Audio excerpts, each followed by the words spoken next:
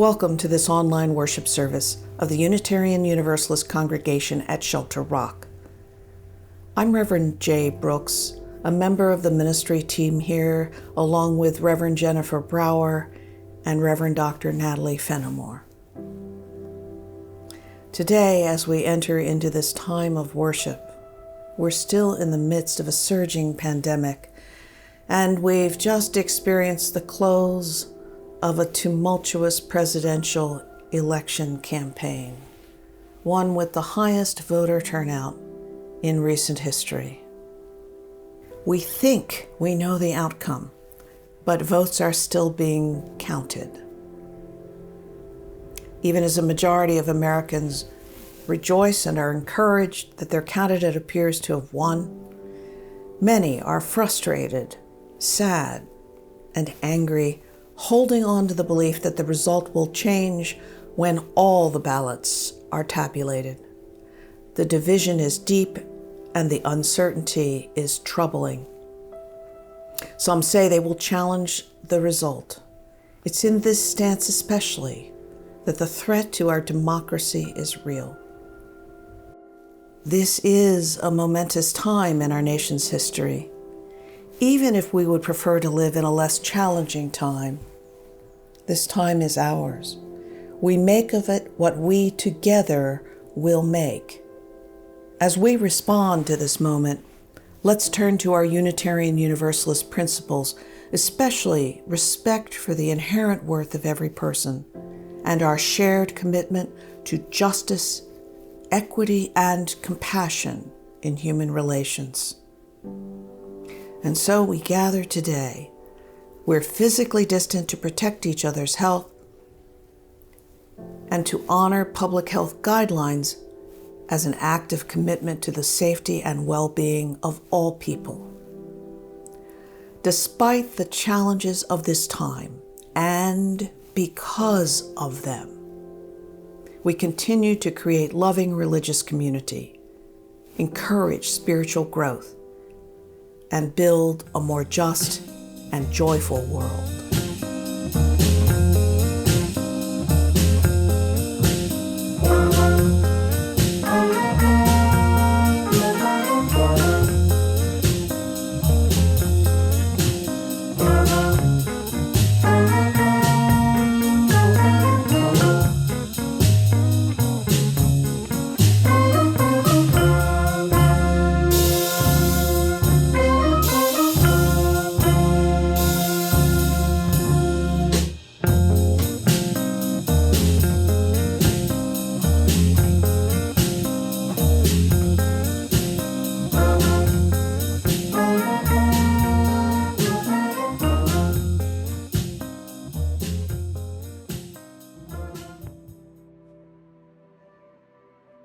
Once the world was perfect, and we were happy in that world.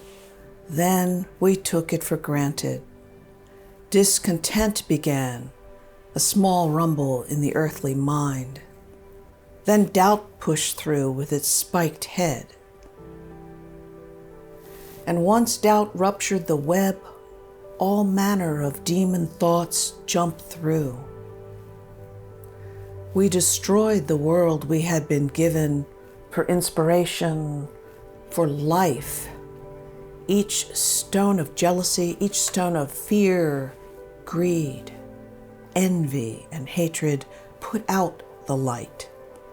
No one was without a stone in his or her hand. There we were, right back where we had started. We were bumping into each other in the dark, and now we had no place to live, since we didn't know how to live with each other. Then one of the stumbling ones took pity on another and shared a blanket. A spark of kindness made a light. The light made an opening in the darkness. Everyone worked together to make a ladder. A Wind Clan person climbed out first into the next world, and then the other clans. The children of those clans, their children, and their children all the way through time to now, into this morning light, to you. Each Sunday, we light the chalice of our religious heritage. We do this for our ancestors. We do this for our children. We do this for ourselves. To remind us of who we are, the flame symbolizes the light of truth, the warmth of community, and the fire of commitment.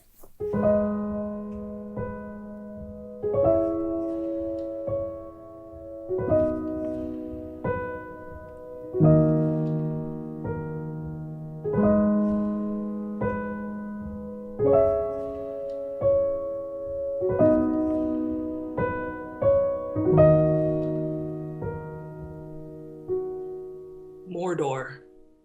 The one place in Middle-earth we don't want to see any closer, and the one place we're trying to get to. It's just where we can't get. Let's face it, Mr. Frodo, we're lost. I don't think Gandalf meant for us to come this way. He didn't mean for a lot of things to happen, Sam, but they did. I wonder if we'll ever be put into songs or tales. What? I wonder if people will ever say, let's hear about Frodo and the Ring. And they'll say, yes, that's one of my favorite stories. Frodo was really courageous, wasn't he, Dad? Yes, my boy, the most famousest of hobbits, and that's saying a lot.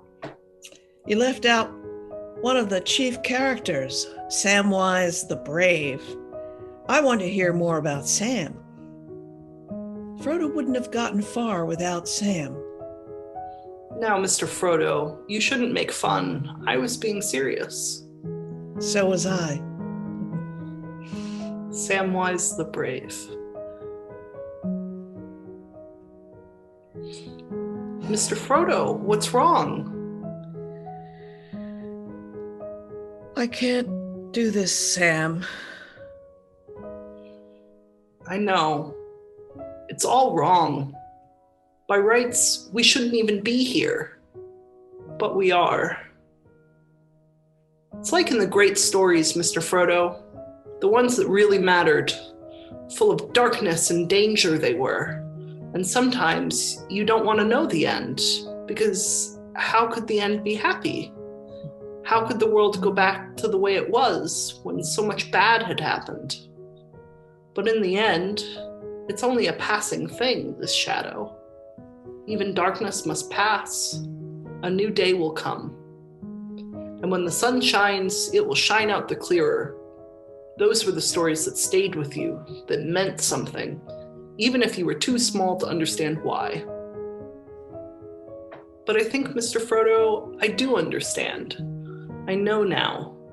Folk in those stories had lots of chances of turning back, only they didn't. They kept going, because they were holding on to something. What do we have to hold on to, Sam? That there's some good in this world, Mr. Frodo, and it's worth fighting for.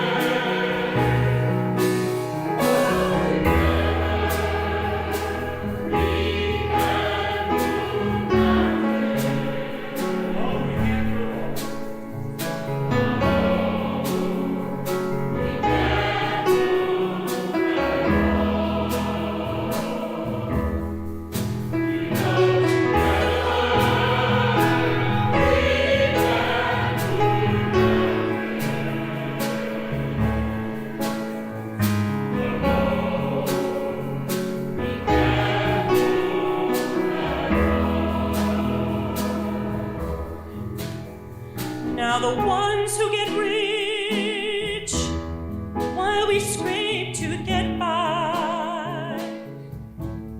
No, our unity means their defeat. So they set us against one another, sister and brother. Color against color, keeping us weak. They're keeping us weak. But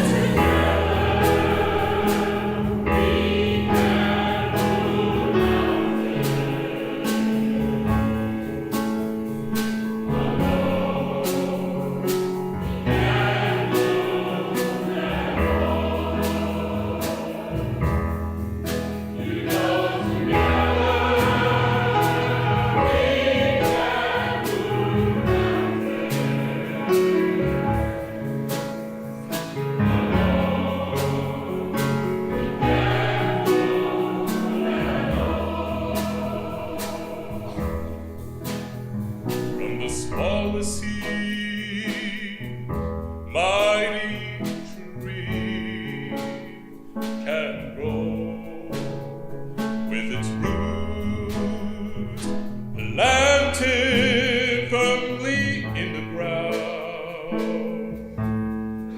Reach for the sun, only then will you know all the love and the beauty in this life to be found.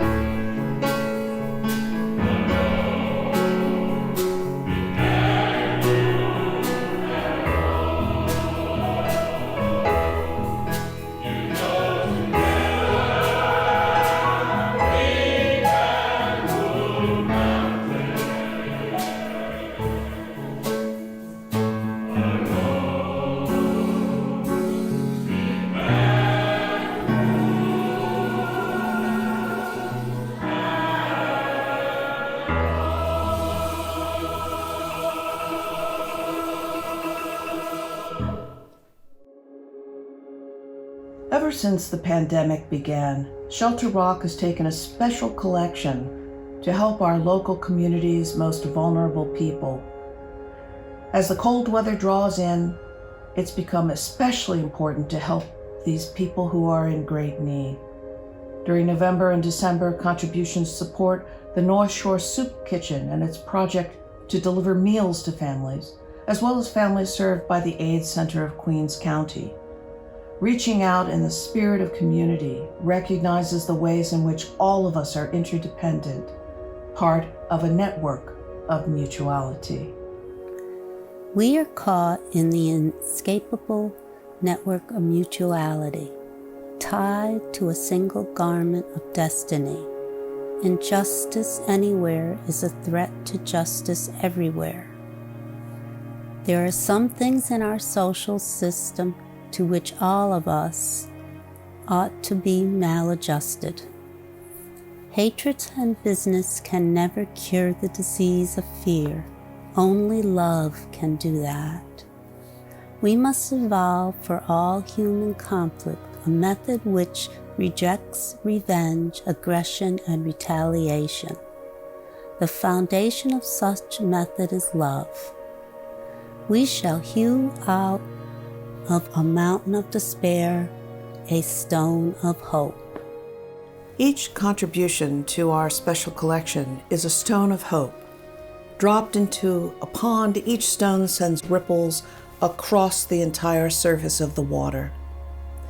If you choose to donate through our website, on the home page, select Donate from the menu bar, and then Donate Now, and scroll down to Special Collection.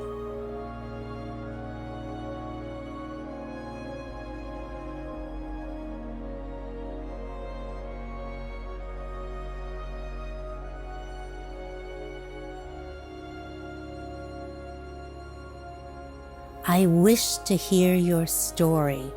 If you cannot speak, I wish you words.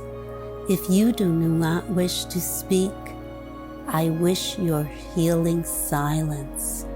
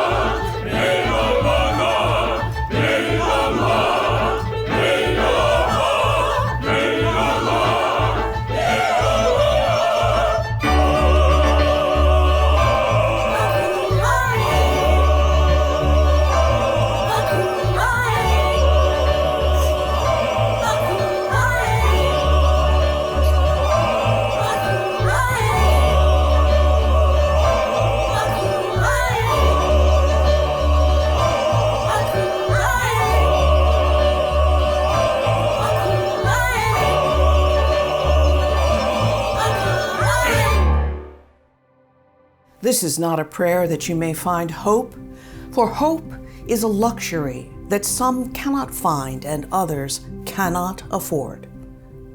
This is not a prayer that you will find more love in the world, though I hope you continue to feel love and send love to those near and far.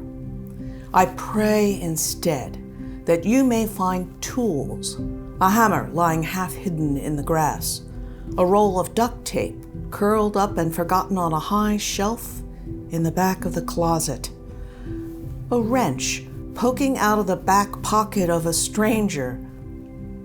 Take these tools and gird thyself. A hammer for justice, duct tape to hold together your broken heart, a wrench to grip and provide advantage in applying torque to turn objects or turn the world.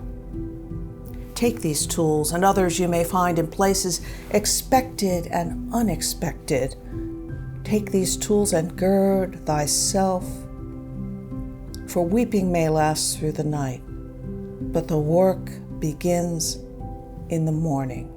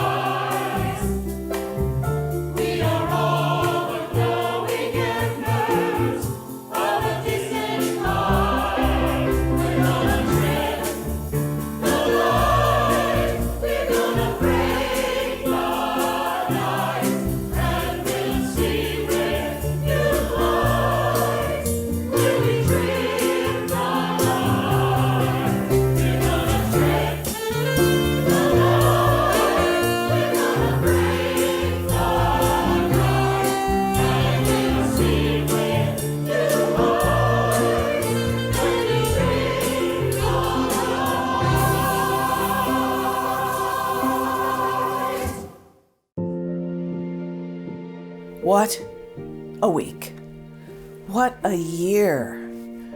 2020 has been unreal, beyond my wildest imaginings of what might happen. In the tumultuous ramp-up to this week's presidential election, I decided with unshakable certainty that today I had to talk about quantum physics. In fact, my certainty has been shaken quite a lot recently, but that's actually the point. Quantum physics. There is now a well-established physics experiment with argon atoms that are sent off toward a mirror.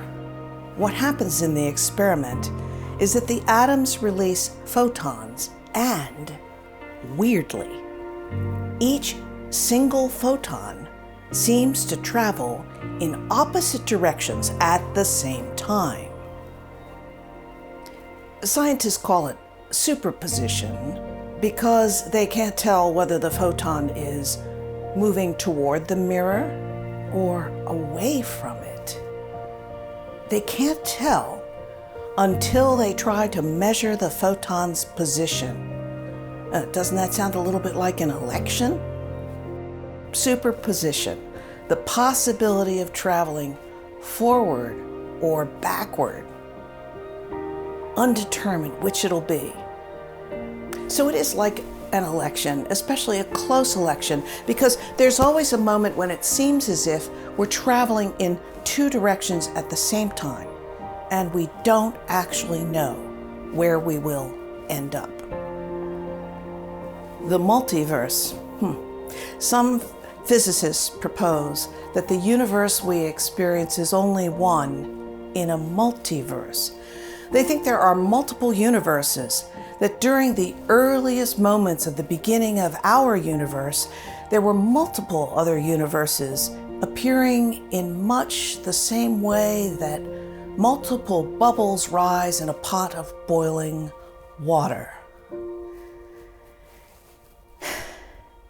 In this challenging conception of reality, a new universe is created each time anyone comes to a metaphorical fork in the road, when a human being makes a choice that could have gone a different way. In a multiverse, every possibility that might happen will happen in some reality, no matter how improbable it might be. If this theory is true, then as of November 3rd, there's a universe in which a different candidate seems to be headed for the White House. And maybe there's another universe where one candidate wins by a landslide. And there are other possibilities. In a multiverse, there could be a version of any reality that we can imagine. The idea of multiple universes, some nearly identical to our own, some quite different, has been around for a long while in science fiction. In the television series Stargate SG-1, a device called the quantum mirror took one of the characters to an alternate reality. It was so similar that at first he didn't realize he was in a different universe. He thought he was in his own version of reality. And then he began to see the many ways in which this particular universe was different. And so he faced the difficult problem of how to get back to his own reality. This week, and not for the first time, I have felt sometimes as if I've stepped through a quantum mirror into a reality not my own.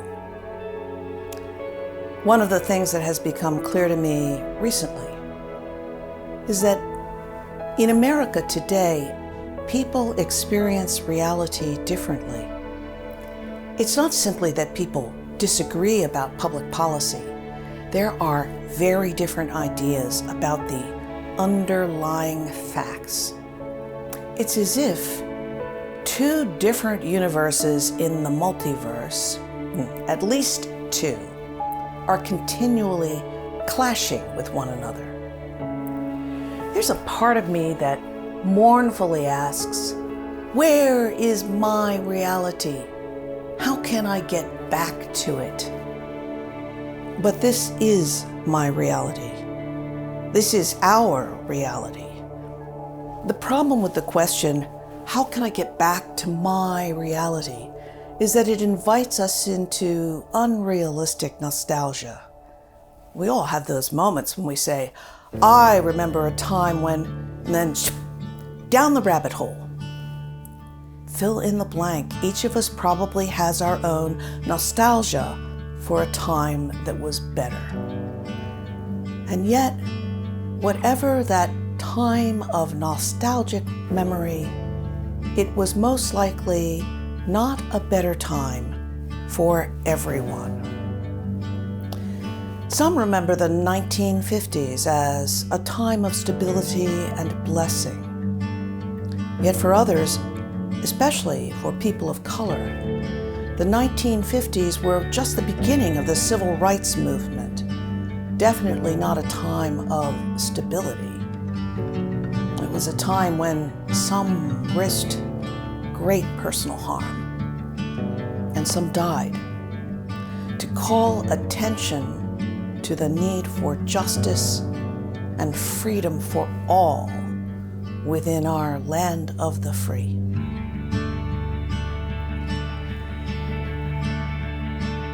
In recent months, our nation has seen wide public recognition of some of the ways that people of color continue to experience an America that's very different from the one white Americans experience. The ways that Black lives are still at greater risk of injury or death in cases where white lives would not be. A few years ago, there was little white support for the Black Lives Matter movement. That has changed, though of course, not universally. But the idea that Black Lives Matter is noticeably more present in white mainstream thought than it used to be. Climate action, for the first time, is taking a leading role in public conversation. It was a topic in the presidential election debates. The idea that America should pursue renewable energy to protect the planet and as a way to create jobs is now widely understood, though again, not universally. And that phrase, not universally, in some ways suggests an America that is stuck halfway through the quantum mirror, not universally. So, I find I have to abandon the idea that there's another reality that is mine, one to which I can somehow return. I have to abandon the idea, too, that I'm stuck between realities, with one foot in the reality I want and the other in the reality other people want. Because I'm not stuck. I'm not trapped here. I'm simply here. Here with you in our universe. The only universe in the multiverse to which we have access. No amount of mourning or nostalgia or the eating of large quantities of macaroni and cheese will transport any of us into the universe we long for. This is our universe. Each of us is in it with our friends and people who agree with our political views, and people, perhaps especially family members, who do not agree with our political views. Even people who care about each other don't necessarily agree with each other. The nation is divided. And yet, most people do agree on one thing. They agree that under our system of government, our American democracy, voting matters. We've had the highest voter turnout in recent history. Despite claims of election fraud, despite incidents of voter suppression, and despite those sad tales of ballots languishing in the post office, this year, American voters have been stubbornly determined to vote during a pandemic. By turning out in vast numbers, Americans have affirmed the power of the people to choose their leaders. That's something to hold on to, Mr. Frodo. Maybe so, Samwise Gamgee, maybe so. But aren't we stuck in the quantum mirror, in this nation with one reality on one side of the glass and a different reality on the other? We are not stuck. We are a nation divided, a nation where people argue over what the facts are, what reality is. But we're not stuck. Our universe in the multiverse is this exact reality when opinion is divided. And the power of the people to choose their leaders is the touchstone, the tool that we can use to shape the future. It's the wrench in a stranger's back pocket that we can use to apply torque to turn the universe.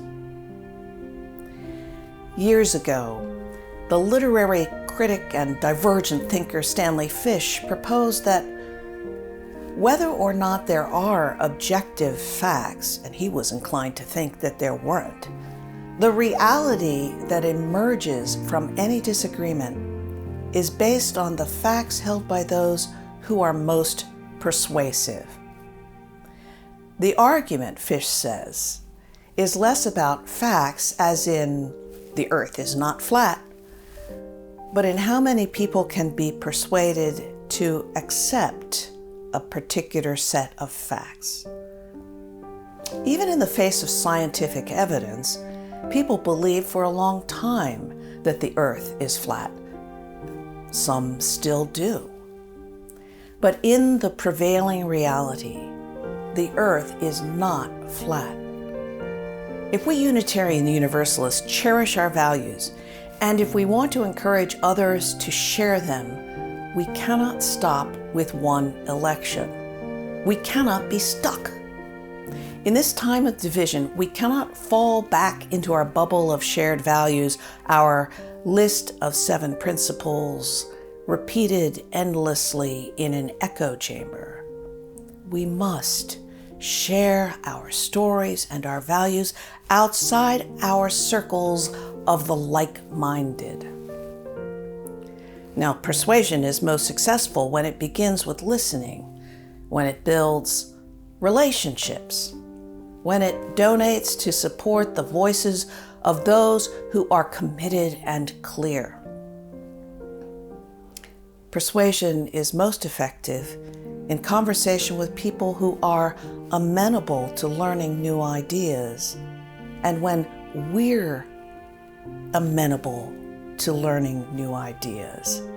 It's okay to give up on the contentious uncle or the unpersuadable sister-in-law. The portal to the reality we long for is not a quantum mirror that transports us to another universe. The portal is one we create with the tools at hand. Human beings are reality shapers. The reality that will emerge from this difficult time is the reality we shape. We only lose if we give up, and we will not give up. Life, this life we have in our only accessible universe, is asking us whether we will rise for justice, for love, for the planet, for every human being. The answer is not on the other side of the quantum mirror.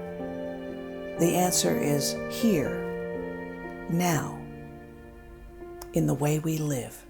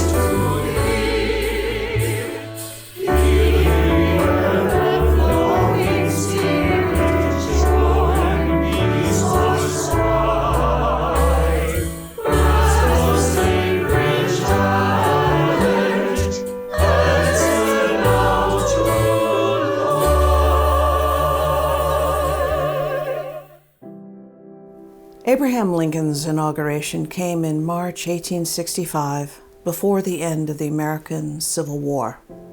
In his inaugural address, he spoke about the war, saying, "Neither party expected for the war the magnitude or the duration which it has already attained. Each looked for an easier triumph." But nothing was easy. Not then, not now. As Unitarian Universalists, we choose to answer the call of love, the call of justice, the call of every human being for a realistic basis for hope.